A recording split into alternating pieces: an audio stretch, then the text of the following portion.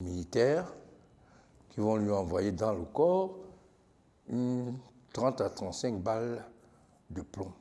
Dans le grand récit de son parcours, Anissé Georges Ekane aimait à souligner une séquence restée comme l'un des principaux marqueurs de son combat sur la scène politique, l'exécution sur la scène publique à Bafoussam de Ernest Wandier. Nous sommes le 15 janvier 1971. Le jeune Anissé Ekane, venu de Douala, participe à une compétition sportive entre les établissements scolaires.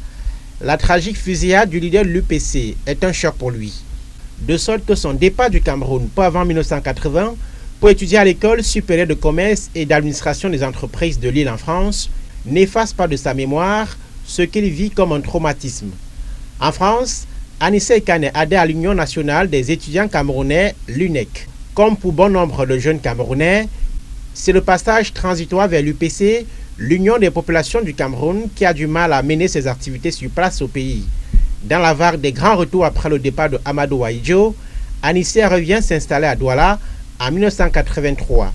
Déçu parce qu'il considère comme l'échec de la promesse démocratique et économique du renouveau, il veut obliger le régime à ouvrir le jeu politique et lance avec Yondo Black et d'autres figures de l'opposition la coordination nationale pour la démocratie et le multipartisme. Les Camerounais sont appelés à signer l'appel qui vise à faire appliquer les dispositions de la Constitution de juin 1972 autorisant la création des partis politiques.